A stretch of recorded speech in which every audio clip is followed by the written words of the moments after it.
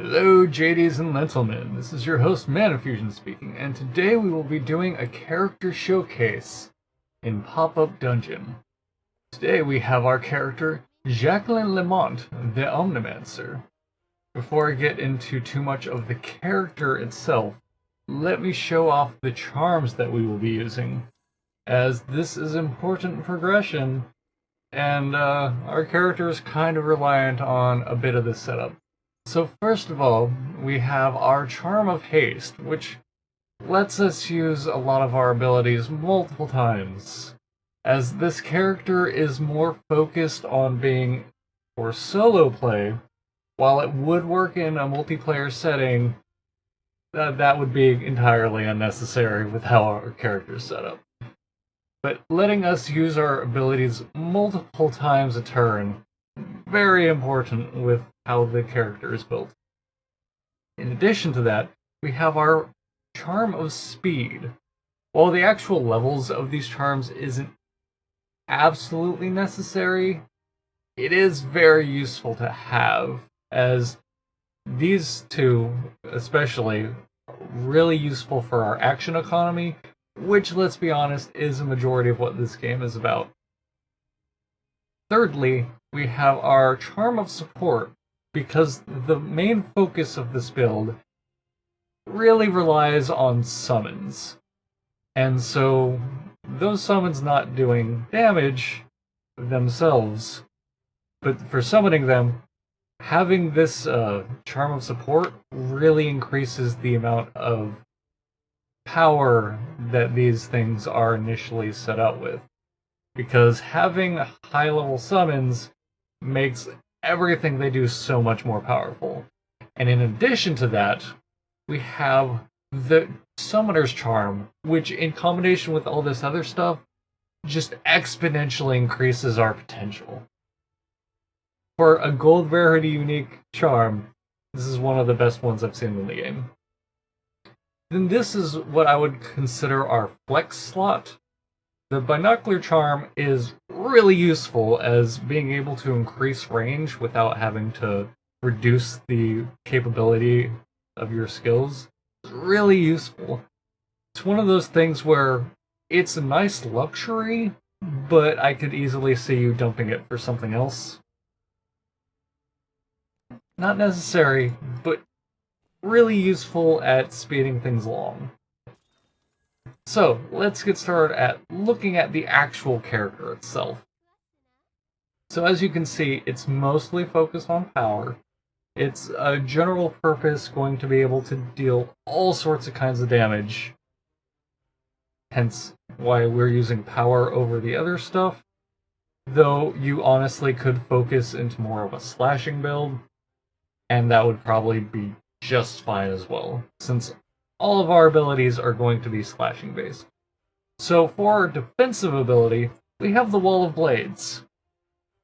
Anytime an enemy starts a turn, because let's be honest, our biggest downfall is going to be if the enemy goes before us, and they will hurt, because we're kind of a glass cannon. We only have 267 HP. Enemies without accounting for defense will be hitting us anywhere between 5,000 and 9,000, and that's generally not a place you want to be. Because endgame of this, especially higher difficulties, tends to be really who goes first. So this is our way of combating that. You'll see in practice what our Ring of Blades quick summon actually does. It's pretty freaking ridiculous. And for our other two abilities, they're basically just abilities that grant us abilities. So let's go with Omnimancer's training first. This is our basic core abilities. We've got Lotus Blossom, which is our single target attack power. It's really good for doing that massive damage to one thing that's right in front of you. And you've got Rite of the Valkyrie, which basically is our mobility skill that lets us just go wherever we want in the game. Like, it's insane range. Then we have Gift of Wormwood, which is our basically all our silly shenanigans. We have the Grave of Swords ability, which lets us throw swords all over the battlefield, which then creates more swords that each buff us whenever we're nearby. And then we have Prodigy of the Blade, the pinnacle of Jacqueline's just absurd abilities. It's a massive AoE where she throws all the swords she's collected up until that point at her opponent's face. It's actually really useful if you are in a group of people because it will only target enemies. It does pretty massive damage, and it just hits everything on the field. So let's bring this in. So for our testing purposes, we're going to be using a battle simulation with set to Empyrean mode. So that's Ascension 200, that's the highest difficulty, just for context of how absurd this character is. So with this battle simulation, it's set up so that if you inspect your opponent, you can leave. That way we don't have to worry about having a separate ability set to our character, because a major focus of how this character in particular works is it utilizes a lot of granted skill cards, and so you don't really want to waste a lot of that space on other stuff that isn't core to the plan. So what we're going to do is put aggressive mode so that the training dummies can fight back. And you know what? Just to show the absurdity of this character, let's ramp up to 5 battle dummies. This is just going to be incredibly silly. You know, we're going to start with all the base level gear. Like just our level, -2 stuff. The trash that you start the game with. Because that's all we're going to need. This is going to be incredibly silly. I will say that some of the weaknesses of this character, there are some maps which completely negate your aim stat. That could be very damaging. Also, negating our focus stat can be really detrimental to our defenses. Also, maps that have a lot of clutter or where you're put in a very poor position. Like, for here, we're going to be fine. We have enough space. Because we're going to want basically a 5x5 centered around us.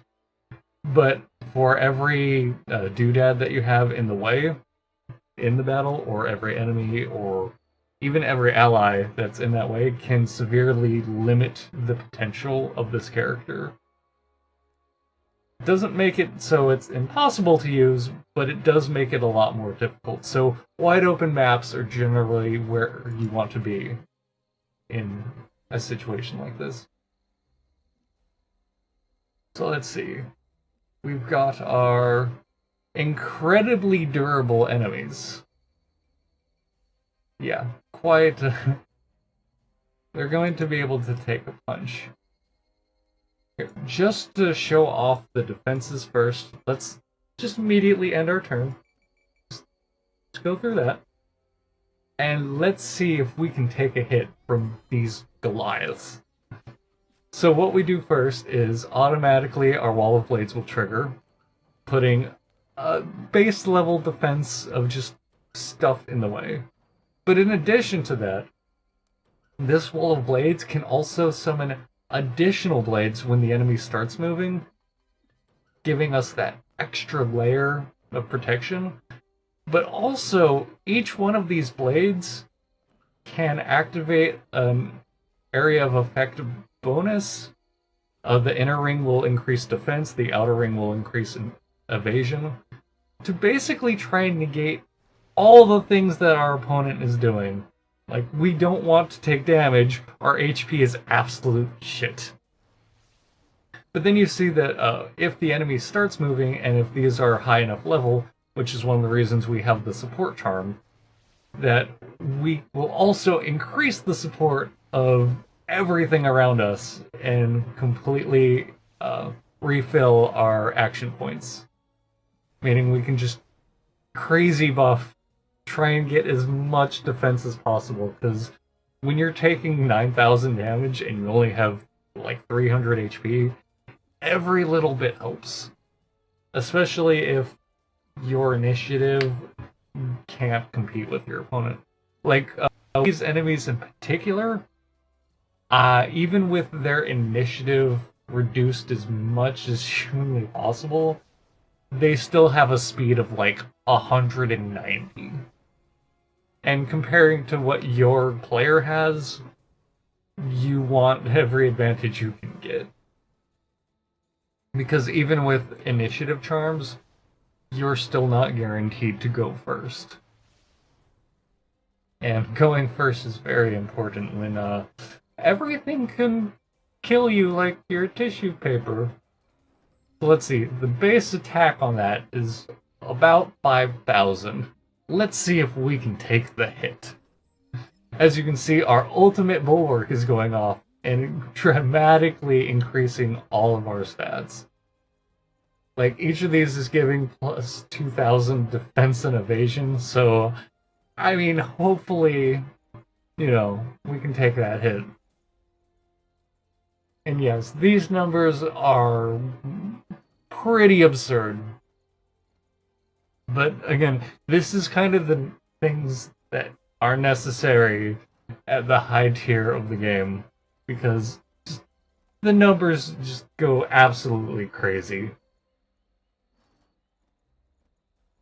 And yes, this specifically was designed for one of the base units in Wizard Tower, because just from the basic difficulty setting on Galaxy Brain, it can go all the way up to, I believe the highest I saw was Ascension 152?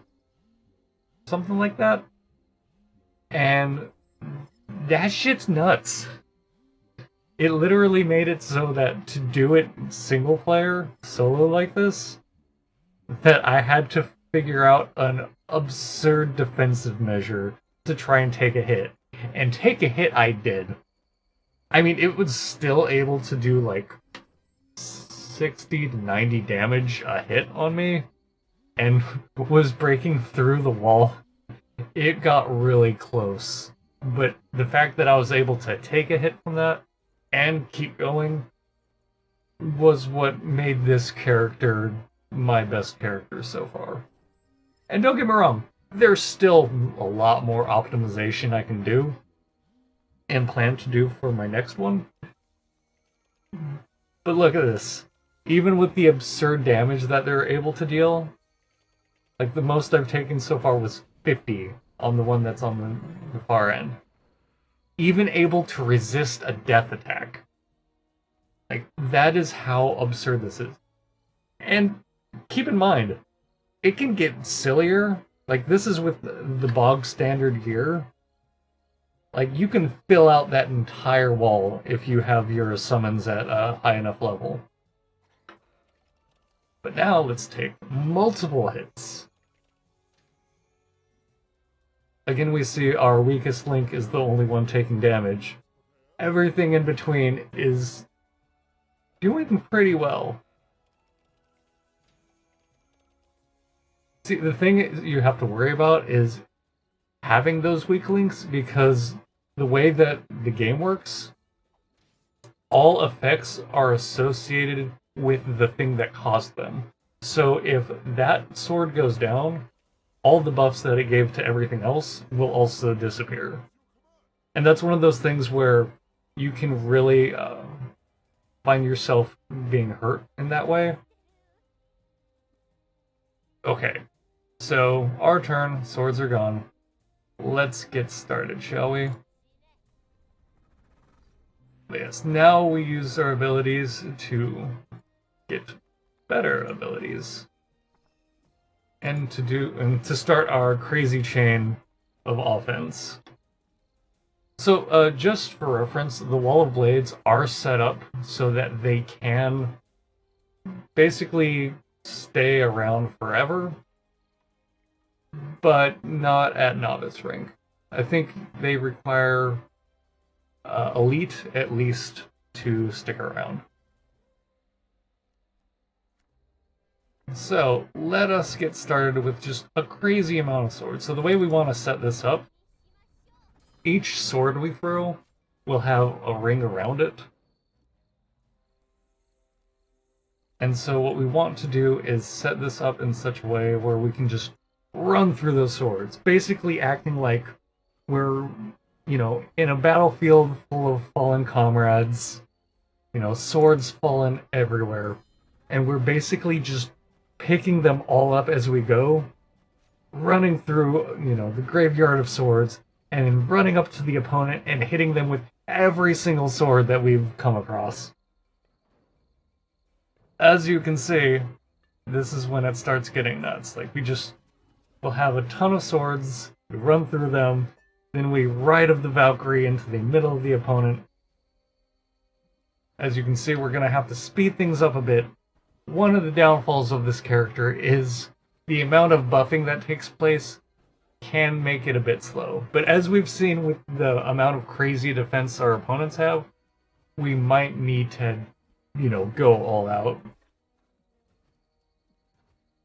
So one thing that this character was designed for is making it so that no matter what we face, we'll be able to take it.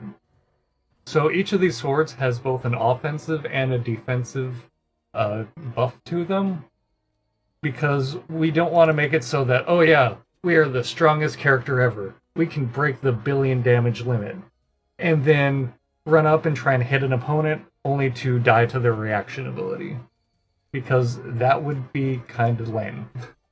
And I've had it happen to me a few times before increasing our defensive capabilities. It's just, you run up to hit something for 2 billion, and then they just punch you in the face and you die.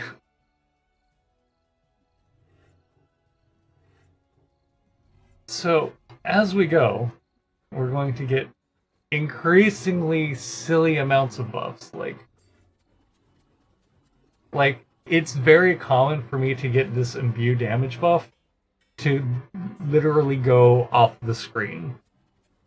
Also, I'll keep in mind that the reason that all these buffs are set to 2 turns is so that we can, in case we can't clear the entire field of enemies right away, we make sure that we have the buff long enough that we can take a hit in case our opponent goes first.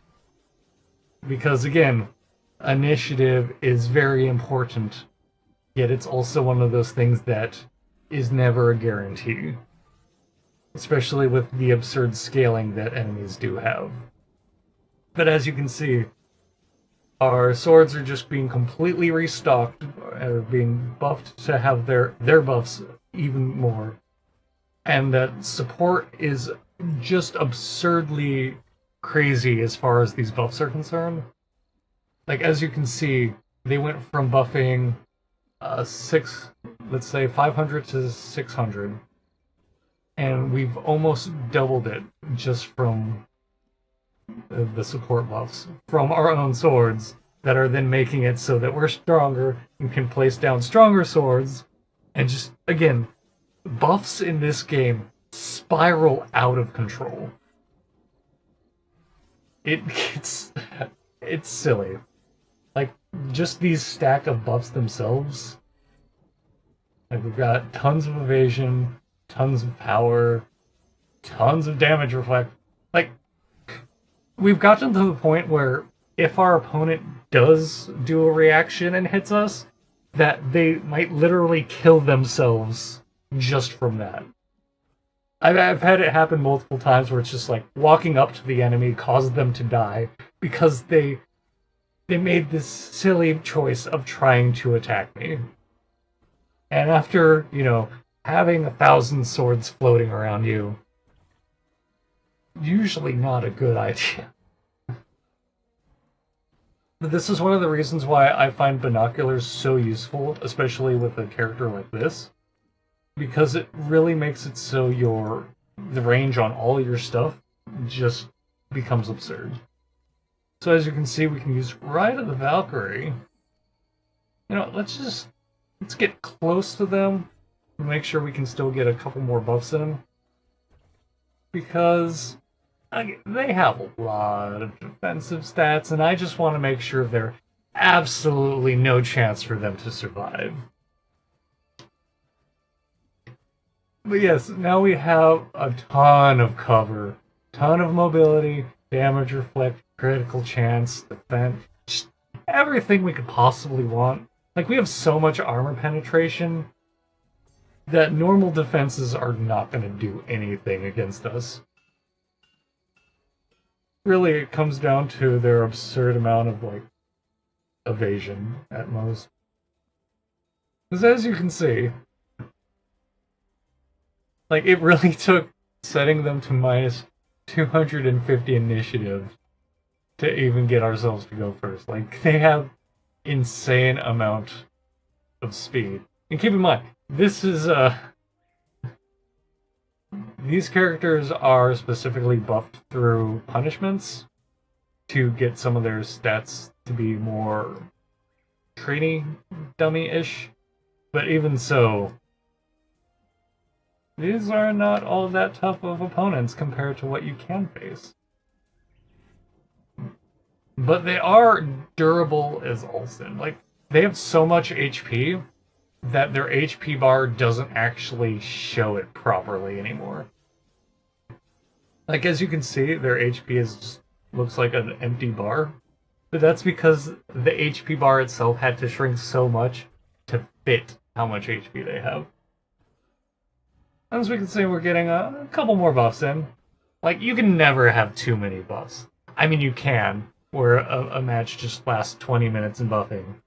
And in one of the older builds of this character, that literally was the case, because I made it so that the Pulse of Wormwood would, or rather the Weir Ichor, would propagate the ability of this and the Pulse of Wormwood to the other swords, thus making it so each movement would literally cost 3 minutes of just them buffing each other. Which, don't get me wrong, it got absurdly powerful, but also completely just over the top. Okay, so as you can see, this Prodigy of the Blade would 100% kill all these things.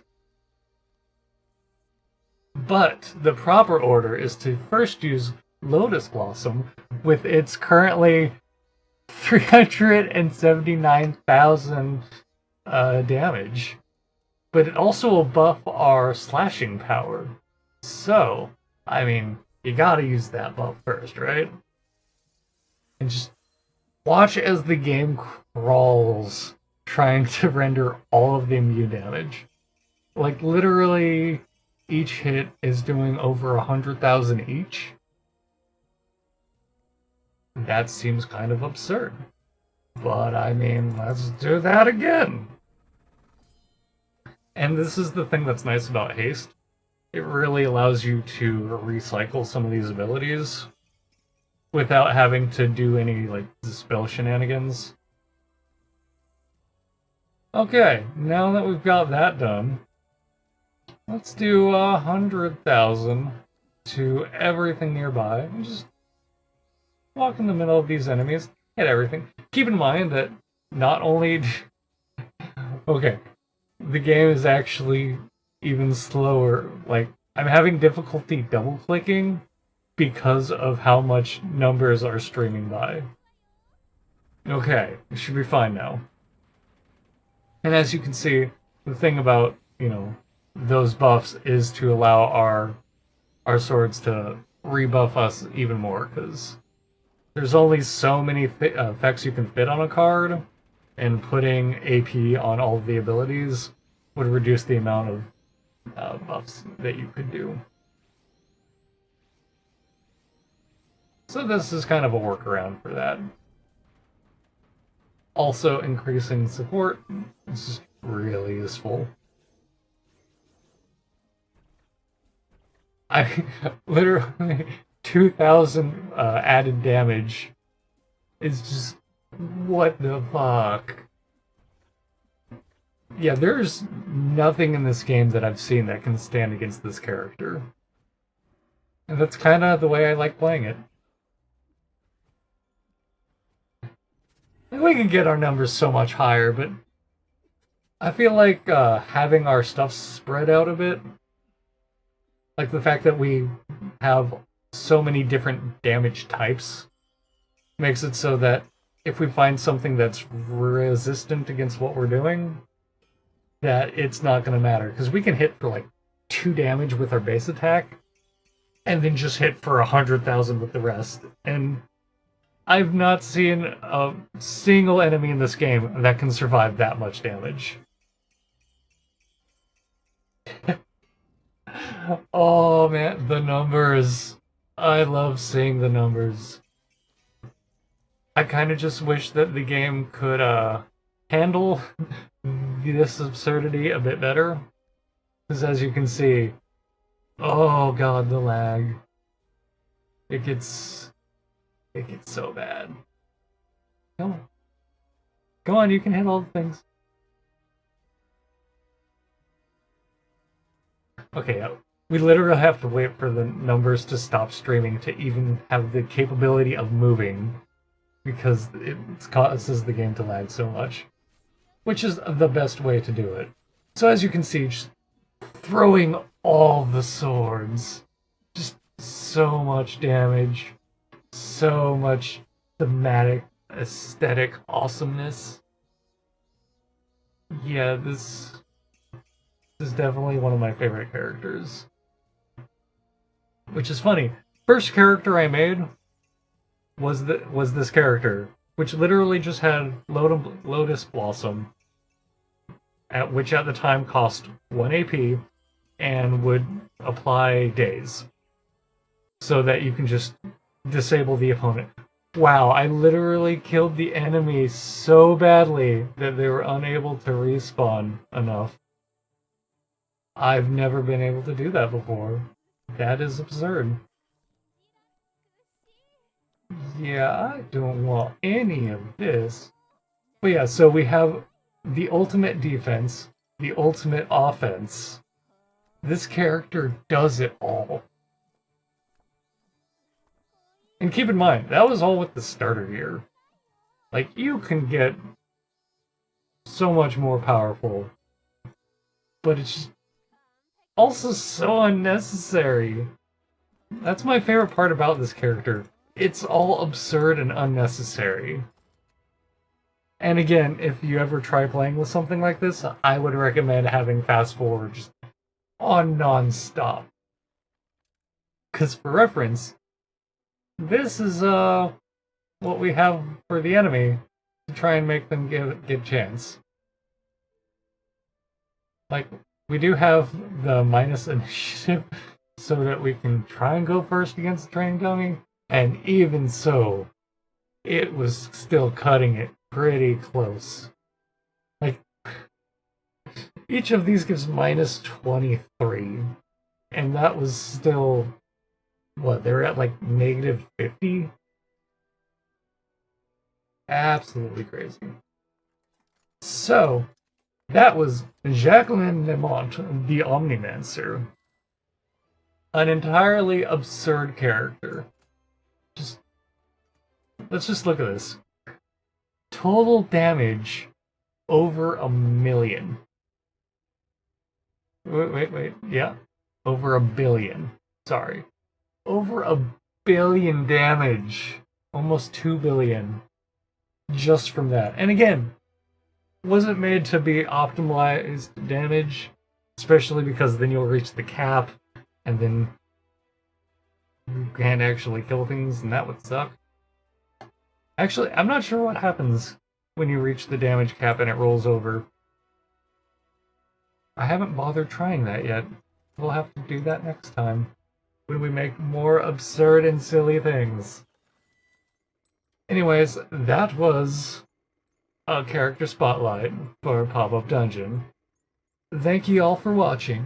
I'll see you all next time. Bye.